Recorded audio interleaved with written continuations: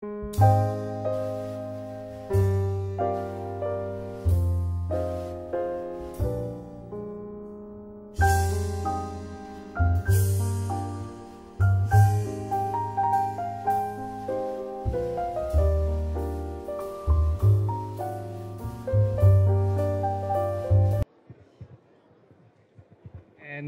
now, of course, I would like to know from you, from your perspective, very briefly, about this new book, Regimes of Narcissism, Regimes of Despair. I think this is an awareness which have been growing in me. Only when I collected this, as it came together to some extent.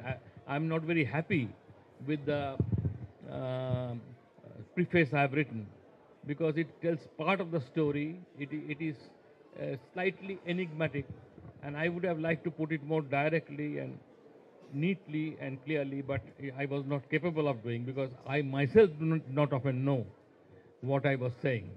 That's a quality which has put me a lot of trouble in recent times.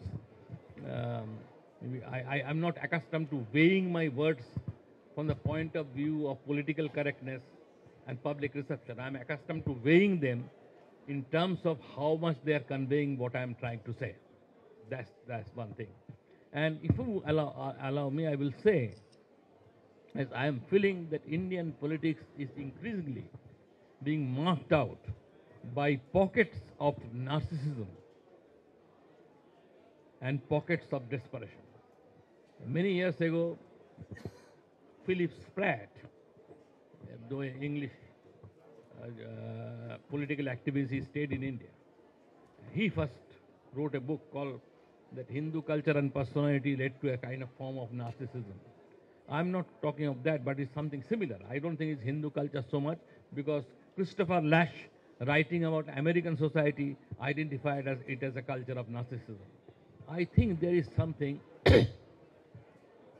in highly diverse democratic societies which pushes them in some circumstances towards a form of narcissism.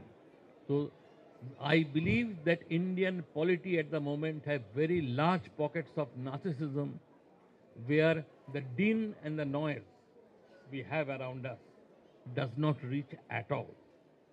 They live in an encapsulated world where, in fact, everyday things just do not reach them. I mean, from water, which you drink not from the tap or by boiling it, but you drink from bottles, to mobile phones, which obviates the need for ground phones and landlines, and the landlines can go to dogs, to all the way up to in every sphere of life you are encapsulated or cocooned within a protective world where you do not see what is happening in the rest of the world. You cultivate a taste for saying certain things like poverty alleviation, equitable development or sustainable development, environmental crisis and all that. But all this comes through a filter. And there are these pockets of desperation where people are pushed to the margin of desperation, where neither do they see any end to their problems, nor they find any means by which to handle them properly.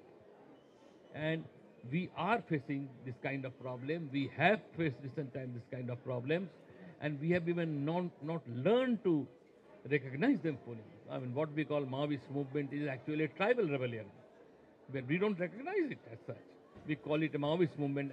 I can guarantee if you can do a survey, even 5% of the people will not be able to tell what is the full name of Mao.